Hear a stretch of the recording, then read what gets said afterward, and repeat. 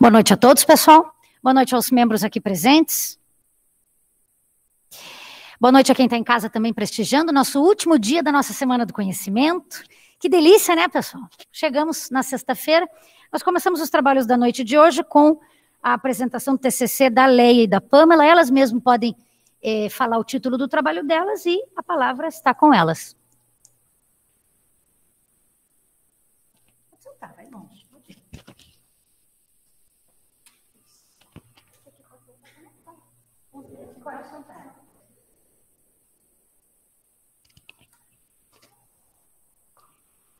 Boa noite a todos. Eu sou a Leia e ela é a Pamela.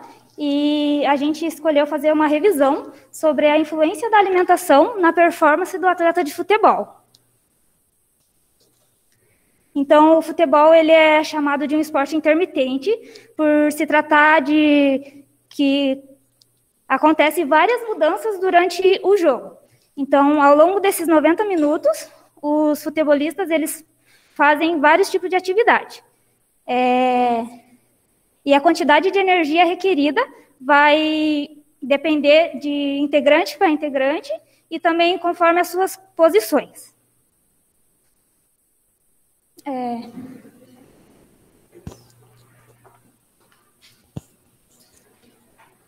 Como a Leia comentou, essas mudanças elas não acontecem só ao longo de uma partida, mas numa temporada toda. A gente tem os amistosos, as disputas de pontos corridos, que duram vários meses. Tem também as partidas de ida e volta das disputas que são eliminatórias. E tem até os jogos únicos que valem título. Então, são diferentes tipos de competição e elas têm tempo determinado e vão ter também demandas específicas. Mas, apesar dessas diferenças, 3 dos pontos comuns que toda competição tem primeiro, o curto período de descanso que os jogadores têm, também as longas distâncias que eles costumam percorrer e, principalmente, a necessidade de energia, que é alta. A necessidade de energia consumida e requerida é alta.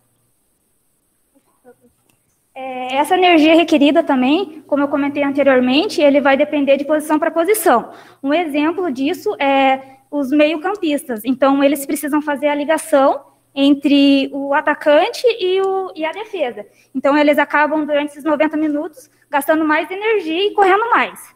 Já um outro exemplo é os atacantes, eles acabam correndo menos, mas quando eles precisam iniciar as atividades, eles vão para um alto pico de energia gasto em um curto período de tempo. Então, caracterizada pela ciência que estuda a saúde, a nutrição ela visa promover a saúde por meio da alimentação. Então, o resultado que a gente vê após o apito final, isso também varia de acordo com os hábitos alimentares de cada atleta. Então, com base nisso, os objetivos do nosso trabalho foram, primeiro, demonstrar quais são as principais necessidades desses jogadores de futebol, demonstrar também de que maneira que eles enxergam os macronutrientes e o quanto que as mudanças de hábito alimentar e, principalmente, a educação nutricional podem ser importantes para melhorar ainda mais o rendimento em campo. Então, a busca dos artigos ele foi feita através da BVS, a Biblioteca Virtual de Saúde, com os descritores de nutrição e jogadores de futebol. Esses artigos, a gente selecionou 9 artigos, escritos entre 1999 e 2020. Além dos artigos, a gente também utilizou livros,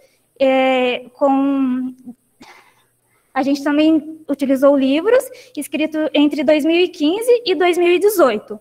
E eles tratavam especificamente de gestão alimentar.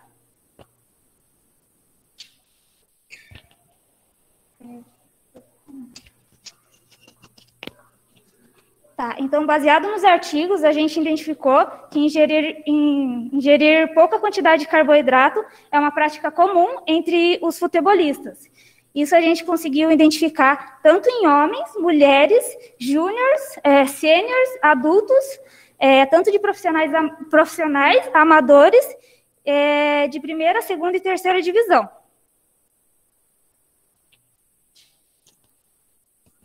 Um dos estudos que a gente achou importante de destacar, ele foi escrito pelo Michal Steffel. Ele buscou estimar as tendências dietéticas de vários jogadores e dos mais variados locais do mundo. E ele obteve nesse estudo como resultado, ele fez isso nas 2 primeiras décadas do século XXI.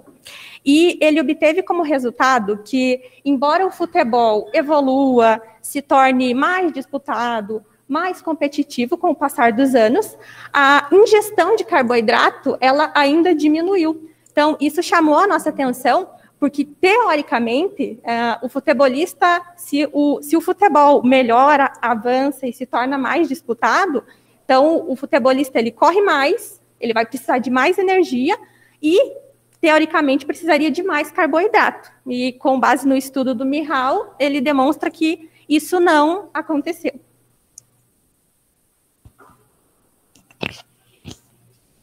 Então, como citado anteriormente, a gente utilizou livros também. Então, de acordo com o Perenal, a tentativa de mudança de hábitos alimentares dos jogadores de futebol, ele teve bastante resistência na equipe de Bayern de Munique, que foi onde a nutricionista começou a atuar. Então, demorou em média de 1 ano para eles conseguirem adaptarem e aceitarem essa mudança de hábito. Então, esse trabalho foi árduo, a gente pode dizer, porque precisou de 1 ano para que a Mona Nemer conseguisse fazer os meninos entenderem de verdade a importância que o acompanhamento nutricional faria para benefício deles mesmos. Ao todo, foram 3 anos, 3 temporadas, tanto sob o comando do Pep Guardiola, no Bayern de Munique, quanto da Mona Nemer. Ao final, o time conquistou 7 títulos e eles deram para o Pep Guardiola a maior porcentagem de vitórias da carreira, 77%, e também o menor número de gols sofridos. A gente trouxe aqui, escolheu falar desses troféus, falar desses números, porque isso para a gente sugere tamanha importância que o trabalho coletivo ele tem dentro das equipes e trabalho coletivo não de só quem está no campo jogando, de quem está fazendo gol, defendendo, mas de quem está fora trabalhando para fazer as coisas darem certo. Esse foi o caso da Mona Nemer, porque apesar do trabalho árduo, ela continuou e persistiu e os meninos tiveram avanços.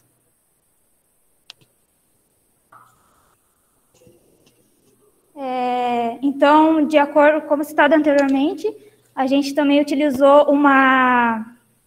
um jornal, uma entrevista dada a um jornal inglês, onde o técnico Kopp, ele demonstrou bastante preocupação com a displicência dos atletas em relação a seus hábitos alimentares,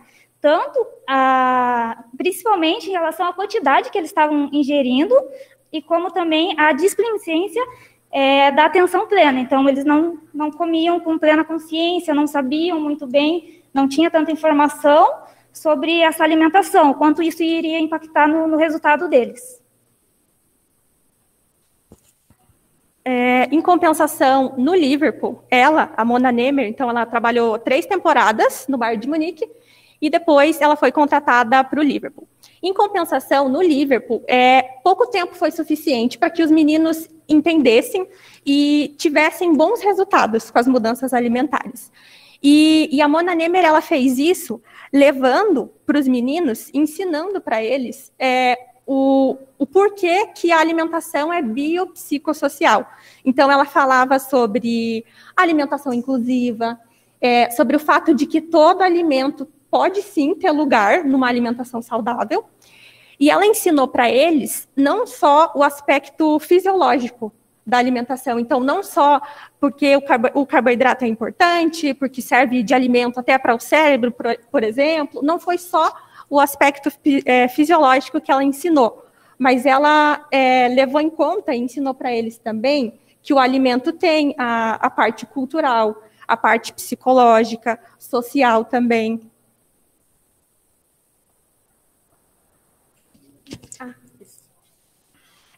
A gente trouxe aqui mais alguns dados. Então, na temporada 2015-2016, o Liverpool ele conseguiu a 8ª colocação no considerado principal campeonato nacional da Inglaterra, que é a Premier League. Isso antes de a Mona Nemer começar a trabalhar. E, curiosamente, depois que ela começou a trabalhar, eles foram subindo gradativamente de posição. Então, nas 2 temporadas seguintes, eles conseguiram o 4º lugar, depois passaram para o 2º. E aí, então, na temporada 2019-2020, eles conseguiram o 1º lugar e conseguiram com 99 pontos.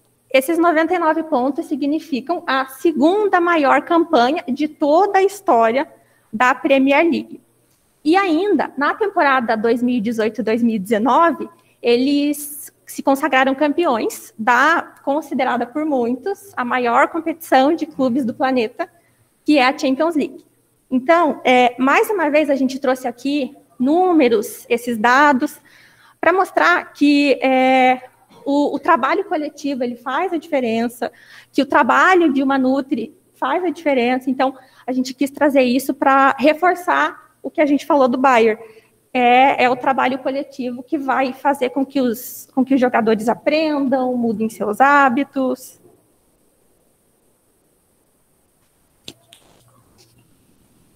Então, o principal nutriente para fornecer energia para esses atletas é o carboidrato. Então, ele é armazenado no músculo em forma de glicogênio, e isso faz com que eles tenham uma maior disponibilidade de energia. Depois do carboidrato, a gente tem a proteína, que serve como reconstrutor do músculo, e depois os lipídios, que também servem como fonte de energia. Então, com isso, a gente consegue ver que todo carboidrato, todo macronutriente, todo micronutriente tem influência nessa alimentação, nesses resultados e no melhor desempenho. E com isso a gente consegue ver também que eles trabalhando em conjunto, a gente conseguindo fazer uma boa orientação, isso vai influenciar muito nos seus resultados e também evitar lesões, que a Pamela vai falar mais um pouquinho. Então, pode passar, por favor. Evitar fadiga, lesão, fratura, é essencial para garantir não só o sucesso individual, mas o coletivo principalmente. E isso se consegue através dos hábitos alimentares e de uma ingestão equilibrada entre os macronutrientes. Isso mostra para a gente a influência que a alimentação tem na performance desses atletas, né, desses jogadores de futebol. Levar a nutrição, não só para eles, mas para os familiares, para os treinadores, é essencial para que eles corrijam essas falhas, e a educação nutricional ela se mostra crucial para que eles compreendam não só o foco do trabalho deles, mas as tantas mudanças que a alimentação por si só pode promover na vida deles mesmo. E aí, antes de encerrar, eu queria comentar que a gente falou da Mona Nemer, do Liverpool, desse sucesso todo, e ela começou a trabalhar em 2016 lá, e ela continua trabalhando lá, e o Liverpool ele continua garantindo as boas posições, boas colocações, ele continua na ponta das tabelas, como a gente fala, e ela está lá, fazendo parte desse coletivo, e continua ajudando eles mesmo depois de tanto tempo. E pode passar para outro. É isso. Obrigada.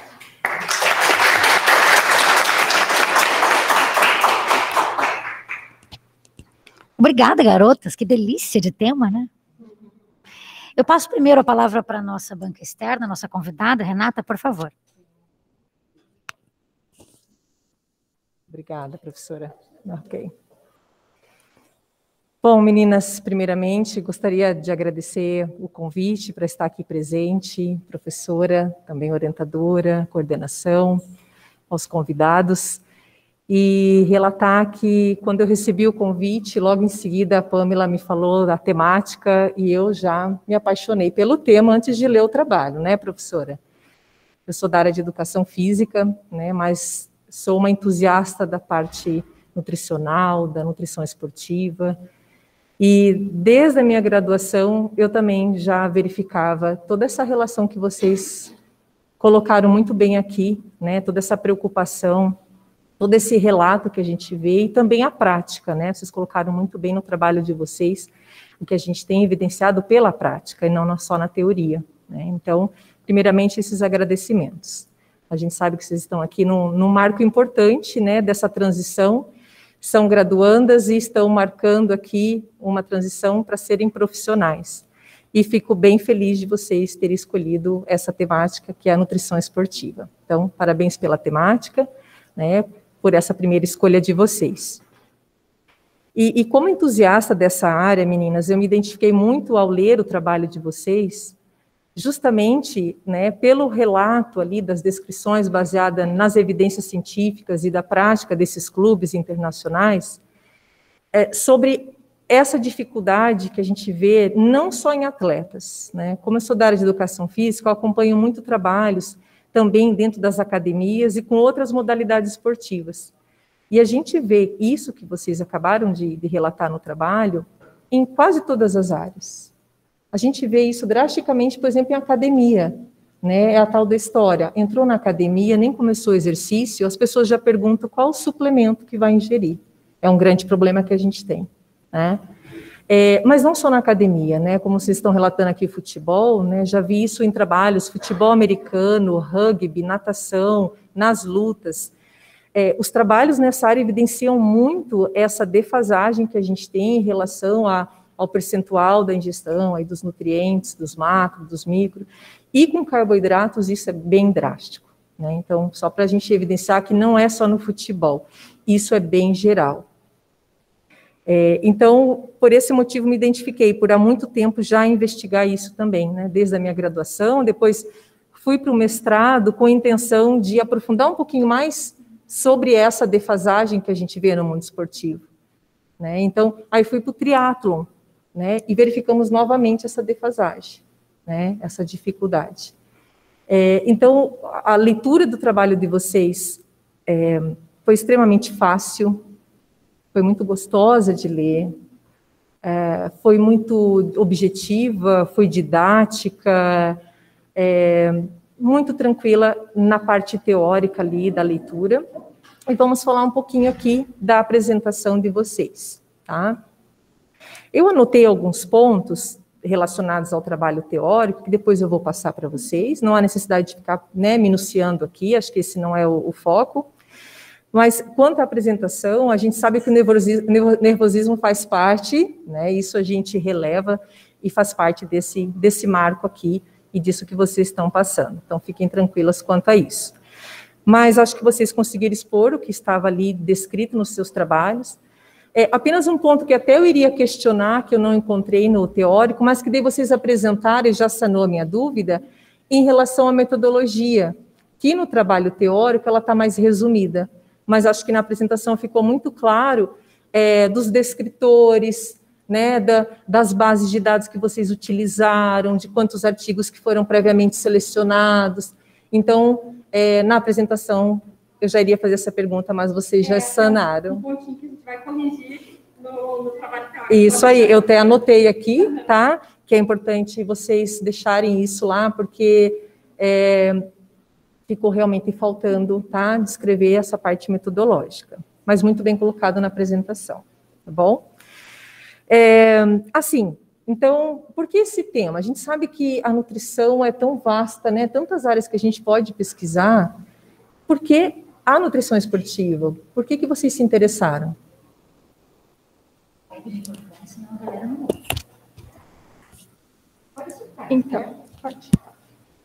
Então, eu assisto muito futebol e a Leia, ela era atleta. Então, e esse eu digo que esse é um sonho de 4 anos, porque eu entrei para a faculdade e eu falei, TCC tem que ter futebol. E aí conheci a Leia. Daí eu conheci a Leia e ela falou do interesse de até fazer pós em nutrição esportiva. E aí a gente falou, pronto, TCC, a dupla definida e o tema também. Quer complementar alguma coisa? Eu acho que a gente conseguiu juntar essas duas paixões, né, que é o esporte em geral. Eu gosto de todos os esportes, a Pamela é apaixonada por futebol. Então, igual ela falou, desde o começo ali que a gente se conheceu, a gente já se encontrou ali. Então, desde sempre a gente já tinha meio que falado, a gente vai fazer o nosso TCC lá no primeiro ano, a gente já tinha discutido essa ideia de fazer o TCC juntas, voltado ao esporte, e daí num conjunto ali, porque o contexto geral da nutrição, ele entra para qualquer esporte. A gente pegou o futebol, mas ele entra para qualquer esporte, igual você falou. Tanto eu praticava taekwondo, então é para o taekwondo, é para todos os esportes. Então foi um conjunto, um amor que a gente tem ali, no fundinho do coração escondidinho, que a gente resolveu juntar. Ok, meninas, entendo bem deste amor. O mundo do esporte é fascinante. Com a nutrição, então, ele fica duplamente fascinante, né? A gente sabe que é possível atingir os objetivos, né, dentro do esporte, ou quem vai para a academia, a médio e longo prazo, né? Mas a nutrição é ela que vai fazer toda a diferença. E a gente vê quantas falhas ainda, né, nós temos dentro do mundo esportivo. Vocês colocaram muito bem aí que em grandes clubes renomados internacionalmente, há pouco tempo, relativamente, que a gente vê que há um trabalho direcionado. E olha a diferença, claro, é uma suposição que vocês colocaram ali das premiações e das colocações, mas é extremamente válido, né? E nós sabemos, através de outras evidências, o quanto isso é válido. Então, eu tenho certeza que vocês vão dar continuidade dessa paixão aí. Espero que esse seja só o primeiro trabalho, né? A gente tem muita coisa, muito campo ainda a ser investigado nessa área, né? E vocês deixaram bem claro no trabalho. Então, isso eu também gostei bastante dessas evidências, porque olha só o meu exemplo. Na minha graduação, eu estudei carboidrato, porque nós não tínhamos nada na época dessa área nutricional e a gente via a defasagem que já tinha. Não vou falar quando, porque senão eu vou revelar a minha idade, então... E depois, aí, no mestrado, continuei vendo isso. Aí continuei investigando a parte alimentar, nutricional, e novamente defasagem e déficit, né? E depois, no doutorado, fui para outro campo, mas ainda investigando suplementação. Fui mais para a área de saúde, câncer e exercício. Para vocês verem há quanto tempo a gente investiga, há quanto tempo a gente vê essa defasagem, e vocês mostram com os relatos mais atuais que continuamos nessa caminhada. Né? Então, continuem estudando, tá bom? E a partir disso, da leitura do trabalho de vocês, me surgiu só uma dúvida. Por que vocês não foram investigar a campo, sendo que a gente tem um monte de clube interessante em Curitiba? Chegaram a pensar ou a pandemia talvez... Então, a gente até pensou, mas esse ano para a gente foi bem corrido, né? Porque a gente faz estágio, eu tinha o TCC, a gente também trabalha fora da área de nutrição, então, realmente a gente não ia conseguir se dedicar tanto, ter resultados tão excelentes quanto na nossa revisão, porque daí ali a gente consegue fazer num caminho de ir, no caminho de voltar, gravar áudio, baixar artigo no celular, que daí ficava mais fácil para a gente. Então, realmente, essa questão de correria mesmo do dia a dia interferia um pouco no nosso caso. Então, deem continuidade na pós, né? Já está aí, ó, parte escrita já está encaminhada, tá bom? Uma última pergunta aqui. Vocês colocam ali, até na conclusão e ao longo do trabalho, mas principalmente na conclusão, a importância da educação nutricional para atletas, familiares e equipe técnica, né? Eu vejo assim que é muito mais fácil a gente ter o nutricionista, a nutricionista dentro dos grandes clubes que tem condição financeira para arcar com esse tipo de contratação. E aí eu pergunto, o que poderia ser feito, então, com clubes mais amadores, com esses centros de treinamento que a gente tem no futebol, que começa já lá com as crianças, né, que muitas vezes não tem essa mesma condição de contratar, né, um nutricionista, e a gente sabendo dessa importância, o que vocês pensam que poderia ser feito, independente dessa questão só financeira de uma contratação?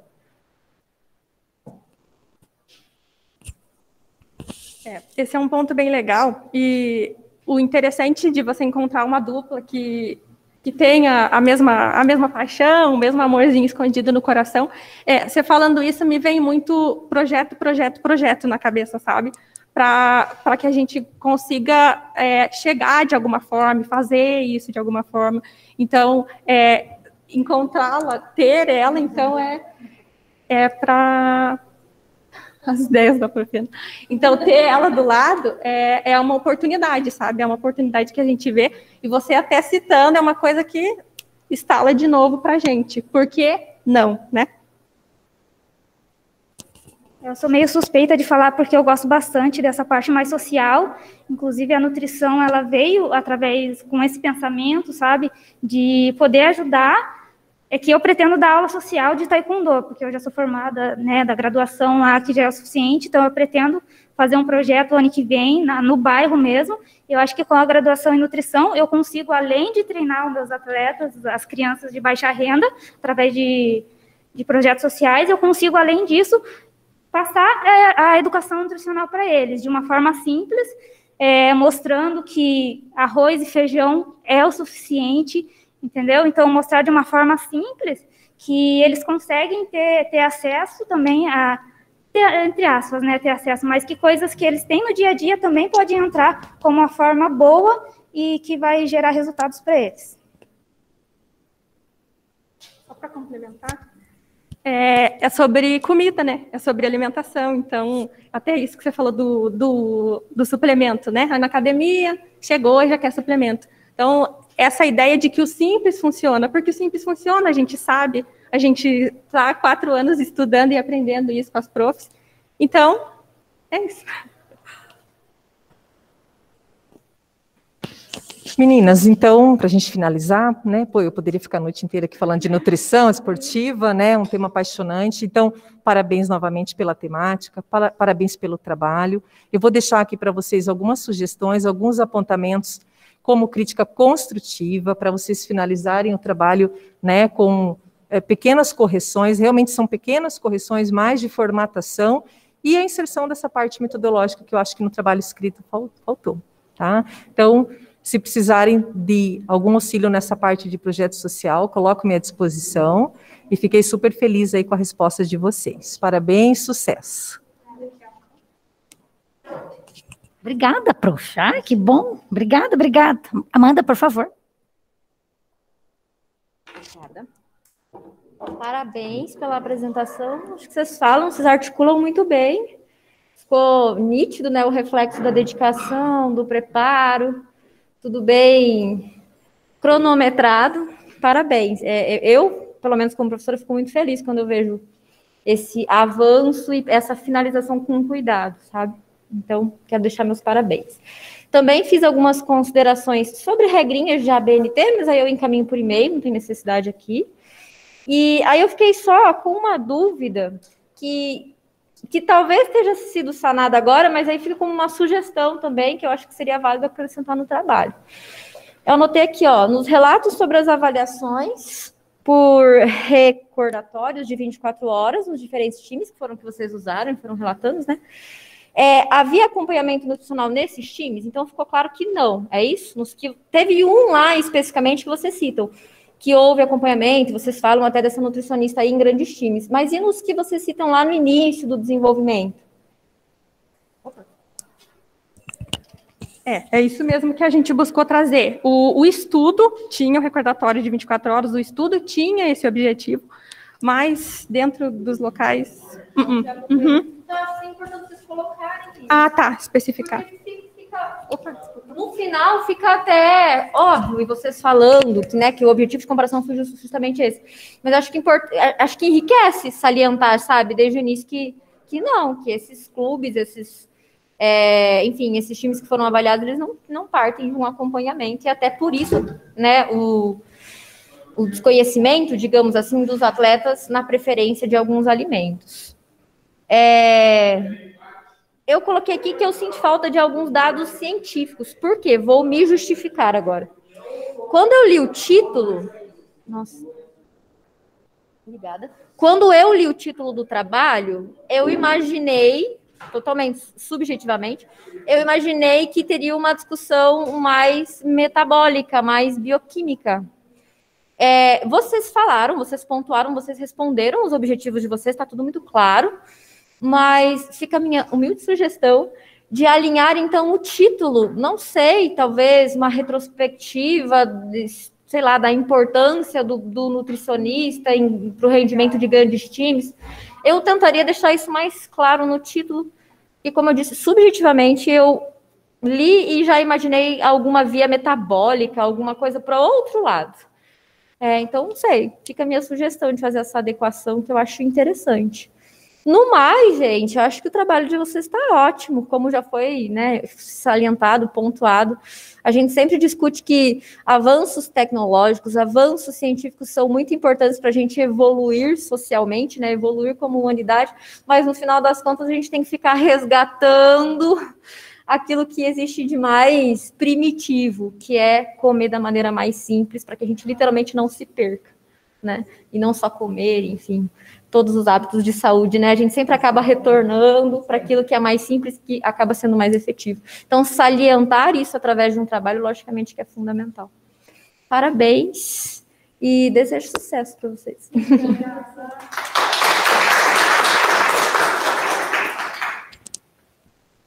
Obrigada, profs. Obrigada. Não sei como é que demorou tanto para descobrir que vocês amavam tanto futebol. Foram quantos campeonatos que eu sofri sozinha, sem vocês? Que eu podia ter sofrido com vocês aqui. Quantas vezes fiquei até com dor de barriga por causa de jogo de futebol. Porque eu sempre sofri por causa de futebol, né? Vocês me conhecem que eu sou envolvida, acompanho Série A, B e C de todo mundo e não tinha vocês para dividir isso nesse momento. Então, agora temos.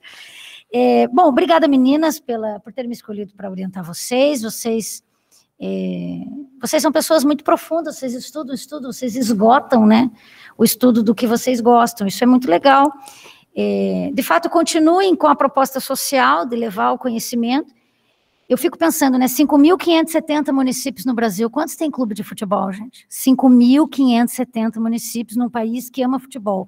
No mínimo, tem um clube de futebol por município. No mínimo um. E ainda sem contar os municípios grandes, que tem 4, 5 clubes no mesmo município. Então, é um universo fantástico, né, entre o profissional e o amador, que desconhece, né, 1/10 do que a gente está falando. Esses problemas na Premier League, né, que é a liga mais rica do mundo, imagina se não tem no esporte amador aqui do Brasil, onde as pessoas têm como segundo emprego, né, o futebol, né, e nem é como primeira profissão. Nós podemos ajudar, vamos pensar alguma coisa, né, fazer um ambulatório, fazer alguma coisa.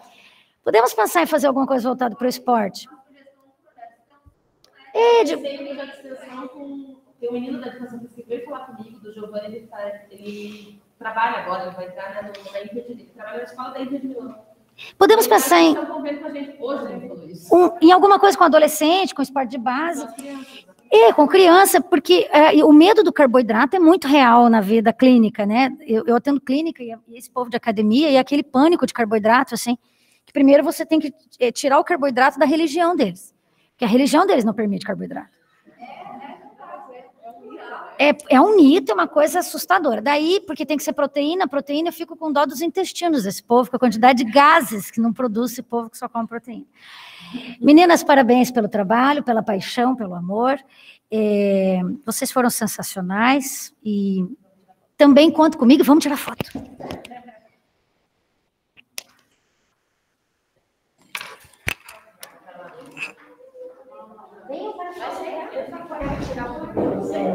Não, vem logo, a gente quer registrar com a mão. Isso. Um pouquinho mais pra frente, para não ficar batendo o projetor na testinha de vocês.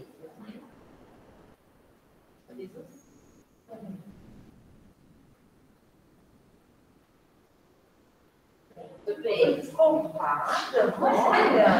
Vocês não. Aqui não se viu nada. Quem me ajuda? Vocês estão chorando.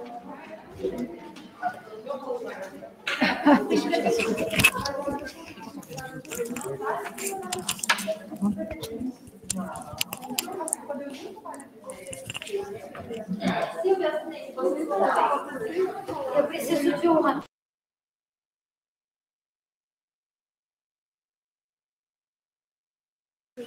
Bom, gente, agora a gente vai continuar então com o segundo TCC da noite e último, né, das nossas apresentações.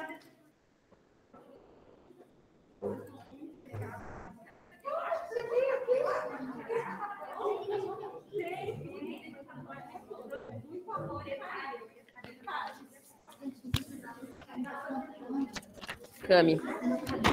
Hã? Tem. Já te dou. Vamos esperar um pouquinho, tá, gente? Que elas estão confraternizando aqui ainda.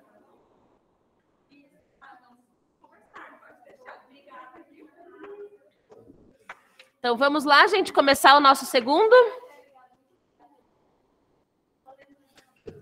Apaga a luz de cima ali, ó. Eu não sei se é de cima ou de baixo agora, eu sempre me confundo. Aí tá tudo embolado. Então, vamos lá. Agora a gente vai com o nosso último TCC da Semana do Conhecimento de Nutrição, né, a nossa segunda semana. É um prazer ter as meninas aqui, as minhas orientandas, então, Milena e Pamela, e elas vão contar um pouquinho do trabalho dela para vocês. Sejam bem-vindas, Camila e Gisele, da banca delas. Quem começa? Põe você que acho que é melhor. Bom, boa noite a todos. Eu sou a Milena. Eu e minha colega Pamela, nós vamos apresentar um pouquinho sobre a influência, influência da mídia nos transtornos alimentares e a atuação do nutricionista. Bom, acredito que a maioria das pessoas aqui já se compararam um pouquinho com esses corpos, já quiseram ter um biotipo desse, né? Como que fala? A maioria das vezes inalcançável, né? Eu acredito também que vocês também já alteraram o padrão alimentar para atingir esse padrão estético. E aí que entra os transtornos alimentares. Afinal de contas, os que são os transtornos? São doenças psiquiátricas que afetam o comportamento alimentar, gerando prejuízo biológico, psicológico e aumentando a morbidade e a mortalidade. E é muito comum entre jovens do sexo feminino.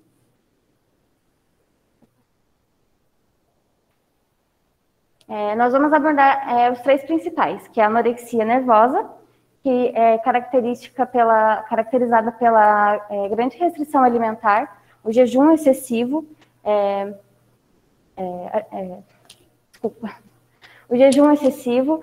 muita prática de atividade física, a indução do vômito, uso de drogas laxativas e drogas inibidoras de apetite, que são as anfetaminas. No geral, os pacientes se enxergam acima do peso, quando na verdade estão eutróficas. E a gente observa também que a maioria dos pacientes se encontram 15% ou mais abaixo do peso ideal. A bulimia nervosa é caracterizada pela compulsão alimentar, seguida do sentimento de culpa e arrependimento. A paciente com bulimia nervosa, ela entra num ciclo vicioso, porque ela entra numa dieta restritiva, e como a gente sabe, a restrição gera compulsão. Então, ela entra na dieta restritiva, come muito, se sente culpada, e ela se sente também um conforto, porque ela acha que achou um jeito de não ganhar o peso, né? Que elas têm muito medo de engordar. E o transtorno de compulsão alimentar, ele também é caracterizado pela ingestão de grande quantidade de comida num período de 2 horas. Só que, diferente da bulimia, o paciente com transtorno de compulsão alimentar, ele não acompanha a dieta restritiva, ele não faz a dieta restritiva e nem tem não acompanha os atos compensatórios, né, que seria o uso de drogas laxativas ou a indução do vômito. E, no geral, os pacientes têm sobrepeso ou obesidade. E é onde que a mídia entra, né, nesses transtornos. A mídia nos vende uma ideia de que para a gente ser feliz, para a gente ter liberdade, para a gente caber na sociedade, nós devemos ser magras, né? E aí tem a indústria da beleza por detrás disso também, né? Que eles nos vendem produtos emagrecedores, né? Que na verdade são uma farsa, porque na verdade você não vai conseguir emagrecer passando ali o gelzinho na barriga, né? Que é o que muitas modelos e influenciadoras digitais vendem atualmente no Instagram, no Facebook, né? Foi feito um estudo com adolescentes de 15 a 19 anos, todas com acesso às redes sociais, e pelo menos 80% se sente insatisfeita com seus corpos, mesmo estando dentro da eutrofia, ou seja, a mídia distorceu toda a imagem corporal delas, né? E 52% dos usuários das redes sociais são mulheres, né? Então, tá aí que nós mulheres sofremos muito, né, com esse padrão estético imposto pela sociedade, que a gente tem que ser magra, a gente tem que ter aquele corpo atlético, né? E afeta geralmente as adolescentes, né, porque elas estão passando ali por uma fase de mudança no corpo, mudança hormonal, e todas essas mudanças, e a pressão social e a imaturidade psíquica acaba gerando esses transtornos alimentares. Bom, aqui a gente pode ver que essa influencer, ela, na verdade, ela não precisava, né, fazer a lipo que ela fez, né? Essa lipo aqui, ela tende a definir mais o abdômen, dar aquela aparência de abdômen definido, né, que geralmente a gente constrói na academia, com a alimentação, só que dessa forma fica muito mais rápida, né? É muito mais prático do que passar por todo aquele processo de alimentação e atividade física, né? Então elas preferem se submeter a cirurgias, né? A entrar na faca ali, colocar a vida em risco, às vezes, para atingir esse padrão aqui. Aqui a gente consegue ver que o padrão estético ele está cada vez mais inalcançável, né? Que uma cinturinha daquela chega a ser absurda, né? E aqui o Photoshop também ele é bem presente nessas modelos e influencers, que às vezes tem também a imagem corporal distorcida e acaba mexendo, né, ali na cintura e tudo mais, passando uma imagem de que está mais magra, né, mais estética ali. E aqui, como eu disse anteriormente, sobre a indústria da beleza, né? A pessoa ali já é magra, já passou também por uma lipo, e ela está vendendo ali a ideia de que o gelzinho ali que ela passa na barriga vai deixar a gente com aquela barriguinha definida que ela tem. Aqui era um perfil de uma paciente que já passou pela anorexia, ela se recuperou. Se não me engano, ela tinha 13 a 14 anos quando ela sofreu com anorexia. E no perfil dela, ela aborda muito essas mensagens que ela recebe ainda. Ela já está saudável, já está eutrófica, só que ela ainda continua compartilhando as mensagens que ela recebe.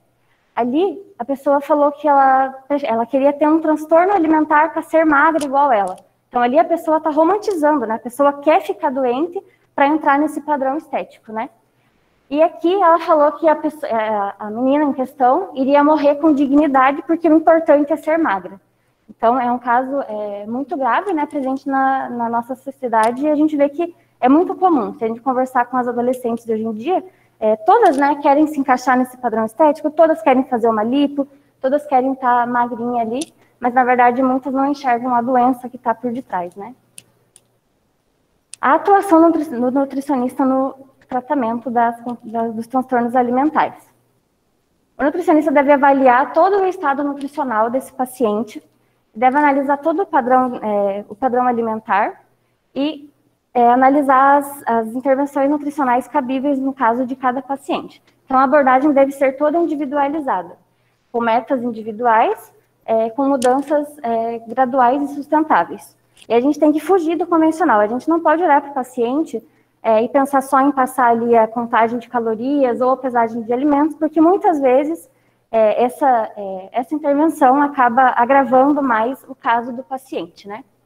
E é muito importante ter o vínculo entre profissional e paciente para que ele se sinta confortável, para que ele sinta confiança na gente para seguir o tratamento e as mudanças a longo prazo. A avaliação nutricional. Então, a gente tem que reconhecer todos os sintomas e os comportamentos alimentares desse paciente. Então, se o paciente tem ali os atos compensatórios, se ele pratica o vômito, se ele pratica muita atividade física, né, atividade física em excesso, tem que fazer uma anamnese bem detalhada para abordar, para conseguir pegar todo o histórico desse paciente, uso de medicamentos, tratamentos posteriores. A avaliação antropométrica deve abranger todo o peso, altura e IMC do paciente. E quando a gente se trata de adolescentes, a gente também tem que acompanhar a curva de crescimento e a maturação sexual do paciente. Também cabe o questionário Disorder Eating Attitude Scale, que é dividido em 5 subescalas. Esse questionário, ele avalia a relação do paciente com a alimentação. Então, ali, a relação com os alimentos, a preocupação com a alimentação, práticas restritivas e compensatórias, o sentimento em relação à alimentação e o conceito de alimentação normal que esse paciente tem. O tratamento, como eu disse anteriormente, a gente tem que fugir do convencional, né? Então, a gente não pode passar ali que o paciente coma 120 gramas de arroz, 120 gramas de frango, por exemplo, no almoço dele, porque isso vai gerar mais transtorno, né? O paciente vai ficar mais encucado ali com os alimentos E a gente tem que abordar muito além, né, dos alimentos, a gente tem que analisar todo o paciente como indivíduo mesmo, todas as características individuais dele. Então, as metas individuais devem ser divididas em 2 estágios. O estágio educacional, que a gente tem que trabalhar em cima da educação nutricional desse paciente, e a experimental, que atua ali na relação do paciente com os alimentos mesmo. E a gente tem que focar também na qualidade da alimentação e o padrão alimentar adequado. A gente tem que devolver também a qualidade de vida para esse paciente, né? E é muito importante para a gente regular as percepções de fome e saciedade desse paciente, porque os pacientes com transtornos alimentares, eles perdem essa sensação, na compulsão alimentar, eles não sentem o sabor dos alimentos, eles não se sentem satisfeitos, eles muitas vezes nem sentem fome, né? Tem aquela fome emocional que a gente fala, né? E sempre evitar a restrição, porque restrição gera compulsão. E também esclarecer as consequências, né, que leva a todos esses transtornos alimentares, como as doenças gastrointestinais, desnutrição, desidratação. O tratamento específico para anorexia. Então, a gente tem que estabelecer um peso mínimo saudável. Lembrando que não tem um peso mínimo ideal, né? A gente tem que pensar sempre devolver a qualidade de vida para essa paciente. Então, em adultos, a gente tem que estabelecer o IMC de acima de 18,5, né? Que abaixo a gente já entra numa desnutrição. Em adolescentes, varia com a idade, de acordo com a idade esse IMC. O planejamento de ganho de peso é semanal. Então, para pacientes com terapia ambulatorial, é de 0,2 a 0,5 quilos por semana. E os pacientes hospitalizados, que no caso são os mais graves, é de 0,5 a 1 quilo por semana. A meta calórica por dia seria de 30 a 40 calorias por dia, 30 a 40 calorias por quilo corporal no dia, podendo chegar também em casos mais graves da desnutrição, de 70 a 100 calorias por quilo no dia. E a gente tem que cuidar muito com a síndrome de realimentação, né? Porque nesse caso, a síndrome seria o desequilíbrio dos eletrólitos, né? Então poderia causar um dano neurológico nesse paciente.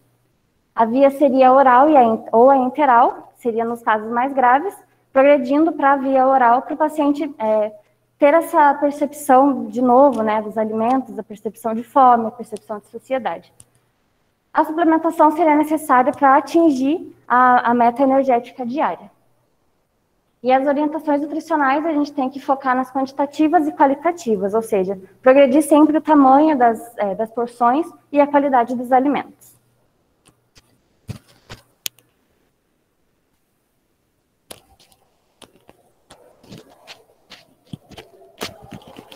Bom, então eu vou falar um pouquinho do tratamento da bulimia.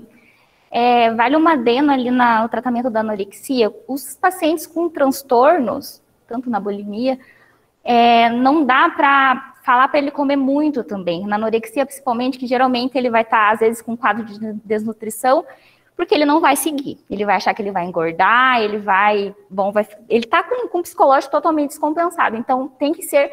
Na realidade, assim, o tratamento do nutricionista em todos os transtornos, ele deve ser muito cauteloso. Sentindo o paciente, o que dá para a gente fazer? Você se propõe a fazer isso?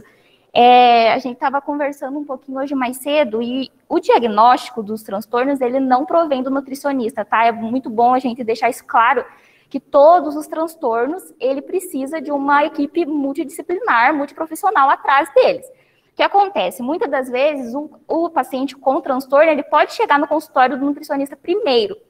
O que é a conduta do nutricionista? Identificou, às vezes aplica ali o questionário, viu a escala, viu que pode ter transtorno alimentar, não pode falar nada para o paciente, não pode dar esse diagnóstico, você está com anorexia, você tem bulimia, você tem transtorno de compulsão alimentar, e encaminhar esse paciente para um psicólogo, para um psiquiatra, no caso, né, que vai fazer os exames, vai analisar mais a fundo, para de fato ele depois, posteriormente, voltar para a gente com esse diagnóstico e a gente iniciar um tratamento. Em alguns casos também, a gente tem que conversar com a equipe nutricional, né, que seria o psiquiatra, o médico, se a gente vai poder falar para o paciente qual que é o peso atual dele, porque muitas vezes acaba atrapalhando o tratamento isso também, né? O paciente saber do seu peso atual, ele pode querer fazer ali a dieta restritiva por fora, né, do tratamento. Bom, então o tratamento na bulimia específico, ele tem como objetivo amparar o paciente na manutenção do padrão das refeições, ou seja, o paciente na bulimia, geralmente ele chega para a gente não querendo, não comendo as refeições dos dias, né? Café da manhã, lanche, almoço, ele vem muito descompensado, o que atrela à descompensação da fome e saciedade. Né, ele fica muito período sem comer, e quando come muito, né, isso é bem comum, e nem tanto, às vezes a gente vê na prática clínica, às vezes não tanto em pessoas com transtorno, né, às vezes é só uma impulsão mesmo. Então a gente precisa estabelecer essas refeições e, através disso, monitorar a alimentação e expor as consequências que os transtornos causam, né. E aí a gente volta, como a professora Amanda falou, no simples, educação participativa. Não adianta impor nada para o paciente, a gente precisa integrar esse paciente no tratamento para, de fato, ser efetivo. Bom, na compulsão alimentar também tem o mesmo objetivo, né, a normalização do comportamento alimentar, que é estabelecer peso. Aqui o transtorno de compulsão alimentar, ele é mais associado ao sobrepeso e à obesidade do que os outros. A gente tem que pensar que uma pessoa com obesidade mórbida, ela não engordou porque ela gosta de comer. Tem coisa atrás, tem descompensação psicológica, tem outros gatilhos, né? Então, a fim de redução ou interrupção dos episódios de compulsão, a gente tem as ferramentas do registro alimentar, é uma ferramenta bem simples.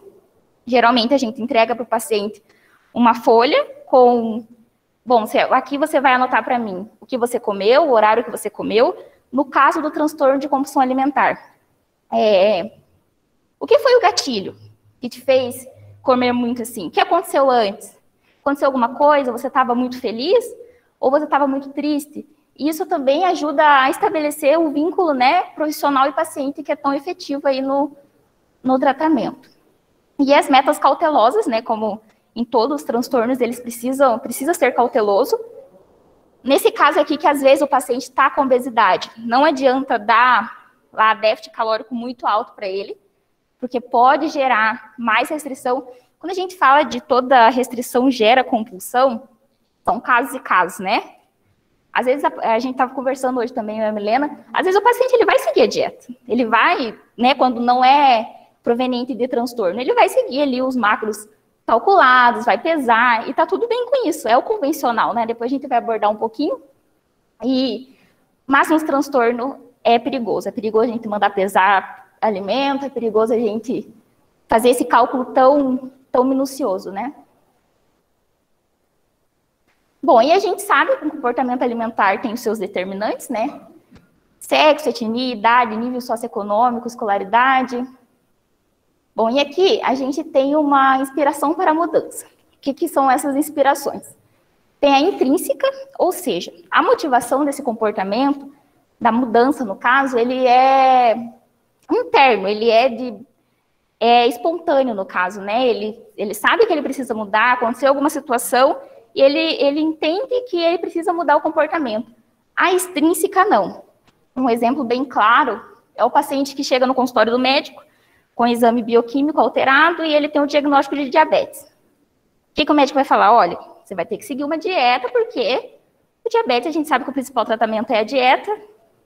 Ele está sendo meio que induzido, está sendo proposto para ele que se ele não mudar essa dieta, ele pode ter consequências piores no futuro. Essa é a inspiração extrínseca, né? Ele não está sendo espontâneo, sendo imposto para ele que aconteceu algo e que até a alimentação desequilibrada, no caso da diabetes, né, levou ele a ter esse tratamento mais minucioso. Pode passar. Bom, e aí a gente, aqui vale um adendo que o modelo, a gente vai abordar um pouquinho de modelo teórico e transteórico. O transteórico, ele não é associado exclusivamente com tratamento de transtornos alimentares. Ele é associado com tratamento de comportamentos de saúde, né? Tratamento de prevenção de HIV, então essa educação mesmo de saúde que às vezes é tão efetivo na prevenção de doenças, né? O teórico é o nosso convencional mesmo, a gente segue uma linha de raciocínio, mostra para o paciente o que deve ser feito, às vezes o cálculo de dietas, esse é o modelo teórico. O transteórico, a gente tem que considerar as particularidades do paciente, né? Então, Aí, no modelo transteórico, a gente tem alguns estágios. A pré-contemplação, o paciente ele não tem noção, o paciente ou o indivíduo, né? Ele não tem noção que ele precisa mudar. Ele está naquele estado, não está acontecendo nada comigo, eu não preciso mudar. Na contemplação, já aconteceu essa consciência. Ele já sabe que ele precisa alterar o comportamento, mas ainda não é efetivo de comprometimento para a mudança. Na decisão, ele já tem essa perspectiva que ele precisa mudar, e ele já quer isso, mas ainda não é breve. Às vezes, no futuro, é o famoso, vou começar a dieta na segunda-feira. Esse pilar de decisão. Na ação, o que acontece no estágio de ação, ele já desenvolveu algumas mudanças, ele viu que ele consegue, mas ainda não é tão efetivo. Por exemplo, aí é o que diferencia de manutenção. Manutenção, ele fez alguma mudança, e daí a gente pode dar o exemplo do açúcar no café. Eu quis tirar o açúcar do café, mas ainda lá no final de semana eu adicionei o açúcar no café. Ele está no estágio de ação, ele está tentando, mas ainda tem umas recaídas. No manutenção, não. Ele mantém essa mudança de hábito por mais de 6 meses, e aí caracterizado estágio de manutenção. Bom, a gente possui algumas limitações no uso do modelo transteórico. O modelo transteórico, ele foi, primeiramente, realizado com os tabagistas, e a gente eu lembro da professora Giselda, que foi antes de eu chegar nessa parte do TCC, já tinha ouvido. Então, quando eu li o trabalho, eu lembrei dela na hora, assim. Foi usado com tabagista, foi bastante efetivo. Só que acontece, quando a gente vai tratar, por exemplo, tabagismo, alcoolismo, a gente tem um item em questão, que é ou cigarro ou álcool. Bom, aí você trabalha com o paciente, né, no caso nutricionista, os outros profissionais, você precisa largar o vício do cigarro. A gente tira esse item dele. Com a alimentação, a gente não consegue fazer isso. É muito simples falar para um tabagista parar de fumar. O item não é para manutenção da vida. E como que fala uma pessoa com compulsão para ela parar de comer? Não existe. Então, o modelo transteórico, ele visa a intervenção adequada e analisar qual abordagem é mais adequada para cada caso. Bom, e aqui, as intervenções nutricionais e o uso do modelo transteórico, a gente tem a pré-contemplação. O que a gente precisa fazer nesse indivíduo que ele não entende e não tem noção que ele precisa mudar? Educação nutricional. Daí a gente volta, aqui tem alguns colegas, a gente escutou tanto de educação nutricional, explicar para o paciente por que você tem que comer, o que está acontecendo, você está com pouco sono, você está com muito sono, B12 não tá baixa, vamos ver os nutrientes, explicar para ele o porquê disso, né?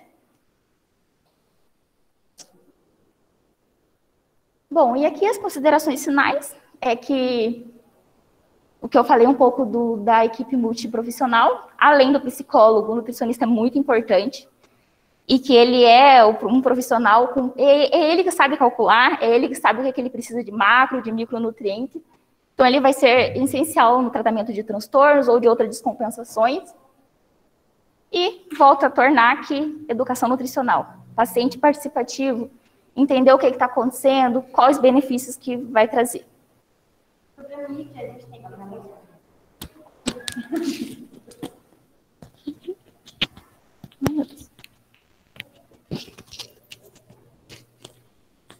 Bom, e sobre a mídia, a gente tem que sempre colocar na cabeça, principalmente nós mulheres, que a gente não pode ficar se comparando com o que a gente vê na internet, né?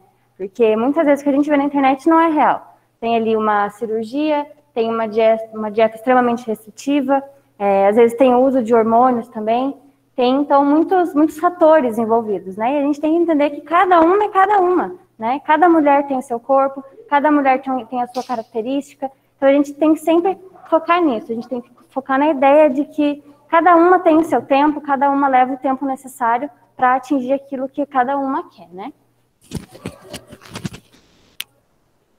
E vale também sobre as mídias que essa influência, o padrão de beleza vem mudado muito. Alguns anos atrás era normal, as mulheres queriam ser magras, né? Ser magras, barriga reta. A gente viu nas imagens anteriores que hoje não é mais. Não basta ser magra, né? Tem que ser com a barriga negativo, então está muito extremo. Então a gente tem uma população que está ficando obesa e uma mídia que está impondo que a gente precisa ser magra ao extremo. Então são duas vertentes na sociedade muito enfatizantes, né? É uma totalmente contraditório na realidade. Então é isso que a gente quis trazer com o nosso trabalho.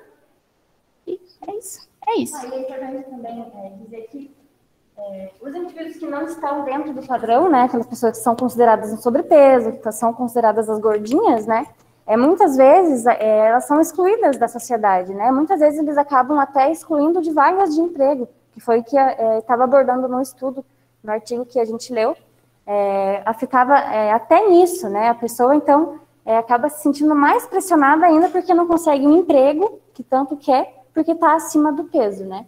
Porque não está dentro daquele padrão que a sociedade, que a empresa quer.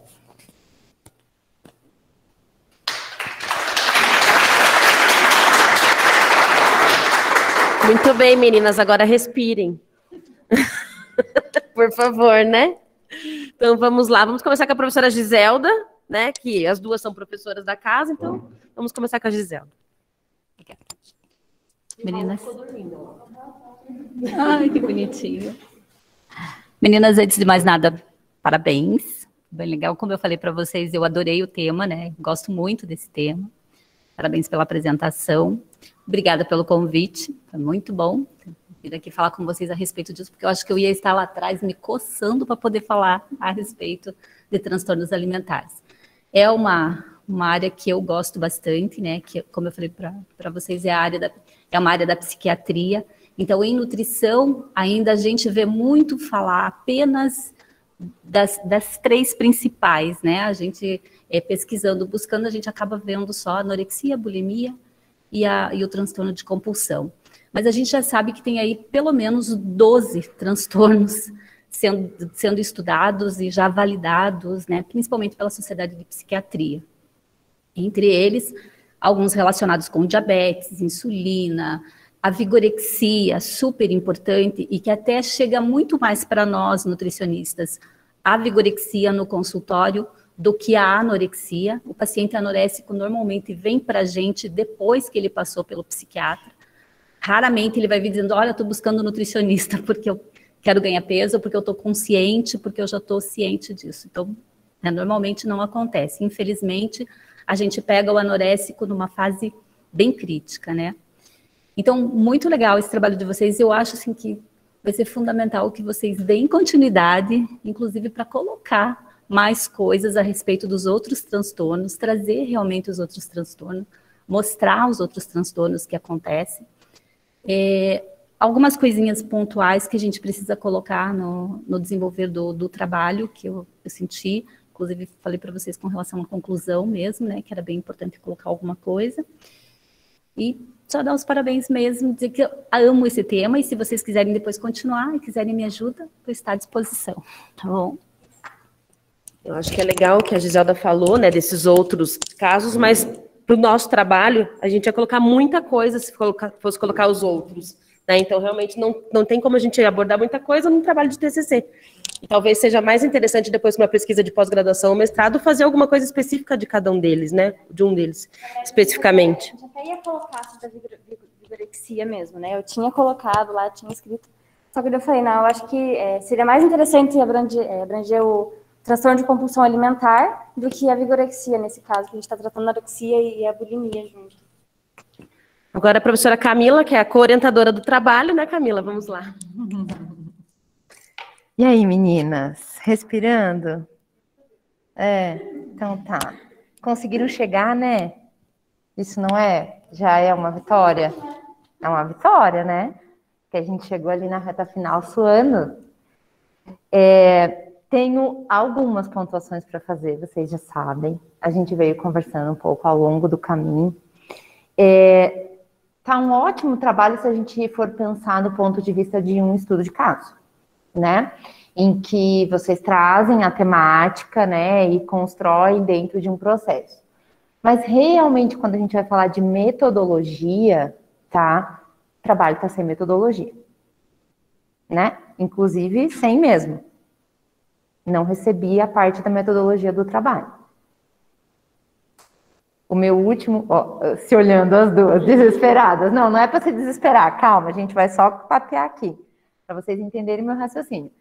No trabalho que eu recebi, tá sem a metodologia. Veio objetivo, objetivos específicos, introdução, e não veio a metodologia. Inclusive, vocês não apresentaram a metodologia do trabalho aqui. Vocês não falaram de palavras-chave, vocês não falaram das buscas. Quantos artigos vocês pesquisaram? Quantos vocês leram na íntegra? Quanto vocês pegaram um resumo, viram que não tinham muito a ver? Para vocês entenderem só esse raciocínio comigo, para vocês irem fazendo esse raciocínio comigo. A temática, como a professora Giselda trouxe, a gente já tinha discutido que estava ótima. Eu percebo o quanto vocês estudaram e sabem sobre os transtornos alimentares, não tem dúvida disso. Pamela, até por ter convivido, né, Pamela? Milena, que não convive nos estágios, porque Raul veio ao mundo aí, né? Mas eu percebo que vocês sabem a temática. Só que se a gente for pensar, e lembra aquilo que eu falei para vocês lá na outra semana, gente, sigam o padrão. Cadê o padrão do trabalho? Eu não tenho como ler o trabalho assim, porque o trabalho ele precisa dessa métrica, né? Parece chato, né? A gente ficar falando disso, mas o TCC é justamente para isso. É o primeiro pontapé de vocês, né? Num grande trabalho. Então, se a gente for pensar numa metodologia, o trabalho não está dentro da metodologia. Eu não sei o que ele é. Ele é uma revisão? É uma revisão o quê?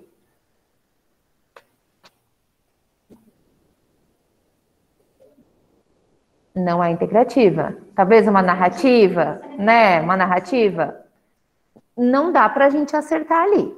Então, precisa definir metodologia para quê? Para dentro da discussão vocês responderem as perguntas dos objetivos de vocês, para daí na conclusão finalizar, tá? Então, nesse sentido, assim, precisa de uma construção para isso, tá? O desenvolvimento de vocês tá até grande demais, ficou enorme, né? Tá ótimo, tá? E aí eu tava muito esperando a apresentação de vocês. E vocês não trouxeram nenhuma referência. A apresentação toda de vocês não tem uma referência.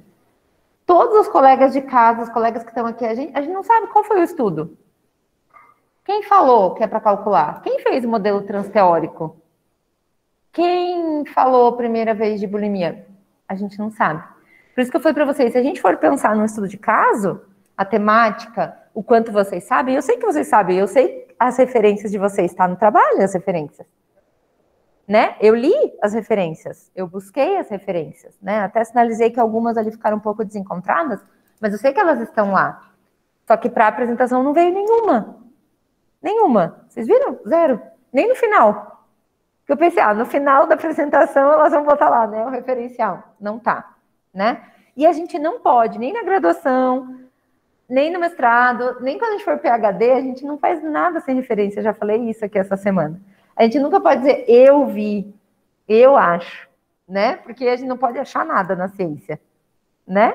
Então, assim, o desenvolvimento do trabalho está muito bem feito, está bem escrito, né? Então, para vocês não passarem mal aí na frente, né? Que a professora está aqui falando, mas, assim, é importante falar, a avaliação de vocês vai se basear nisso, tá? Então, o desenvolvimento de vocês está realmente muito bacana, né? Ele veio tendo uma ligação, vocês citaram todos os pontos que vocês precisavam citar, mas faltou a metodologia, e aí, se a gente for juntar a apresentação e o trabalho, né, que as coisas se complementam, talvez a gente, hoje, pelo que vocês apresentaram, talvez a gente até mudaria o título do trabalho de vocês. Porque, sim, a influência da mídia digital hoje é importantíssimo, mas o trabalho de vocês não respondeu essa pergunta. Então, quando a gente faz um trabalho de revisão, a gente responde uma pergunta. Qual é a pergunta do trabalho de vocês? Quando vocês pensaram no trabalho de vocês, qual era a pergunta que vocês queriam responder para a gente?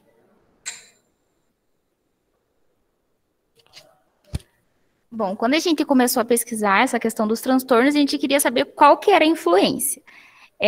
Visto realmente essa globalização, esse aumento dos acessos, esses corpos expostos, né? E até durante o trabalho, caminhando na rua, eu olhando as pessoas, gente, o que está impondo na mídia é muito raro, sabe? É uns corpos realmente inalcançáveis. Então, com o nosso trabalho, a gente quis trazer isso.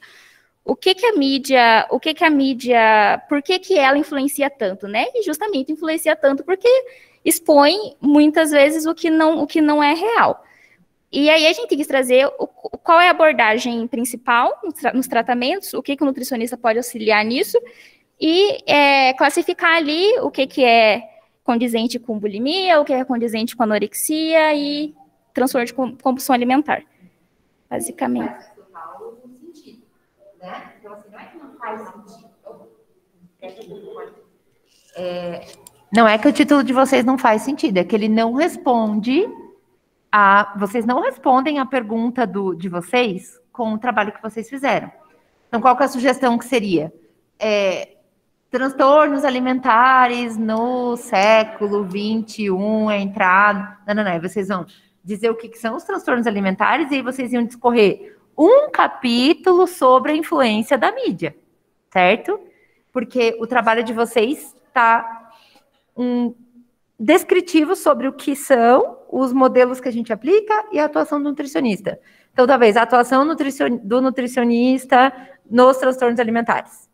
Seria um título melhor. E aí vocês poderiam isso. E aí vocês iam poder abordar a temática da influência das mídias nesse sentido.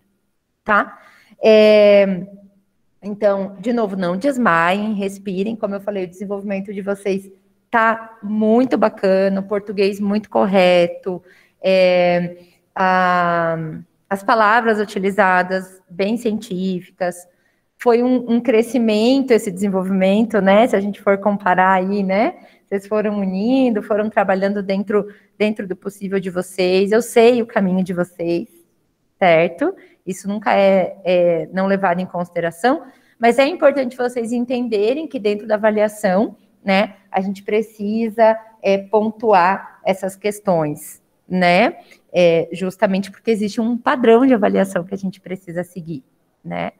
Então, de novo, vale a pena vocês revisarem isso, por quê? Porque a gente deseja muito que esse seja só o primeiro passo de vocês, né? Então, para vocês entenderem realmente o que é um trabalho de TCC e que faltaram algumas peças se encaixar ali, tá? E aí o restante das correções a gente conversa depois. No mais, parabéns, uma temática extremamente importante, que infelizmente muitos nutricionistas às vezes saem da faculdade sem saber o que é, né? E vocês já vão saber encarar isso, né? Acho que o lembrete da Pamela é muito importante. Nutricionista não faz diagnóstico de transtorno, tá? Alimentar, né? A nossa obrigação ao ver uma sinalização é encaminhar para o profissional psiquiatra. Esse paciente precisa estar em terapia psicológica. Então, se esse paciente está vindo com você e não está fazendo terapia, isso não é bom, né? Porque essa não é nossa função. A gente não pode pontuar essas coisas com o paciente no consultório, né? Não, lembra que a gente brinca, né? A gente não pode mexer onde a gente não vai dar suporte para aquele paciente. Então, isso é muito importante, vocês pontuaram bastante isso, né? E acredito que dê para vocês, sim, trabalhar nessa correção, para que vocês realmente entendam aí esse raciocínio, essa métrica, para melhorar aí para futuros trabalhos. Tá bom? Obrigada pelo convite. Parabéns. Então é isso, meninas. A gente tem um tempo para mexer nele agora, né? Acho que as observações da professora Camila, a gente sabe que é pertinente, nós sabemos, né? A gente trabalhou aí esses últimos dias, vocês insanamente, eu sei disso, né? Estávamos acompanhando, eu e a Camila juntas ali, porque a gente teve dificuldades ao longo do caminho, todos nós sabemos, né? Cada uma com as suas, mas a gente consegue fazer essa alteração, né? Até a data da entrega agora final, a gente consegue mexer e trabalhar nisso. Mandamos para elas darem uma olhada de novo, né? E a gente consegue fazer isso, certo? Querem fazer os agradecimentos de vocês? Bom, acho que... Você quer começar? Agradecer a nossa orientadora Ana. Realmente, como ela falou, foi momentos muito atípicos, tanto a Milena quanto eu. Então, nem vou falar muito, senão eu choro. E pela compreensão mesmo, né? Talvez se tivesse sido outro orientador, não teria entendido tanto, teria feito mais pressão, e realmente a gente estava com o nosso psicológico, assim, fora do normal, né? Talvez fosse em outra circunstância, teria sido muito diferente. Então, agradecer mesmo, Ana, muito obrigada. Obrigada à banca por ter, desde o início, eu falei para a professora Camila, foi o meu primeiro estágio, falei, ai, professor, vou falar de comportamento um pouquinho, você quer fazer minha banca? Só que daí a gente achou que ela, como sendo co-orientadora, não poderia, mas aí pode, então que bom que você está aqui, Cami. A professora Giselda também me ensinou muito nos estágios, aprendi muito essa questão, tanto dos transtornos, tratamento de todas as patologias possíveis, então muito obrigada também por ter aceito. E eu quero agradecer aos meus pais. Hoje, que bom que pais tem conotação plural, porque hoje eu tenho os meus biológicos e tenho 2 que me adotaram. E muito obrigada a todos. Bom, primeiro, obrigada pela nossa banca. Eu acabei não conhecendo, né, vocês duas mais pessoalmente, mas eu ouvi falar muito bem das duas, então obrigada por vocês estarem aqui. Eu ouvi falar muito bem das duas. Eu não ouvi falar nada mal, não, das duas. Pelo menos a Pamela não falou nada mal das duas, não. Mas obrigada por vocês estarem aqui. Obrigada, Ana, também, justamente pelo que a Pamela falou, por toda a compreensão, né, que você teve com a gente todo esse processo. Você viu na pele ali o que a gente passou, né, toda a correria. E obrigada, Pamela, também, né, por compartilhar comigo esse trabalho, né, porque a gente acabou se aproximando muito mais, né, com o trabalho, então a gente acabou tendo um vínculo muito maior, né, nas duas. E os meus pais, né, que estão ali com... Ai, eu vou chorar. Ai, meu Deus. Acabou de parir. Obrigada aos meus pais por todo o suporte que eles me deram, né, principalmente essa semana. Eu acabei me mudando de estado, mudei para longe, e vim aqui para casa deles, e eles ficaram com o Raul para mim, para eu poder fazer finalizar todo esse trabalho, estar ali dormindo quietinho. Então, obrigada por todo o suporte de sempre, por sempre me apoiarem. Eu amo muito vocês.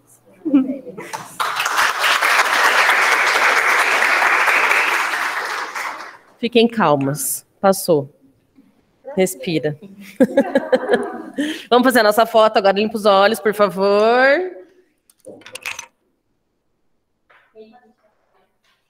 Depois a gente amassa, senão vai chorar de novo.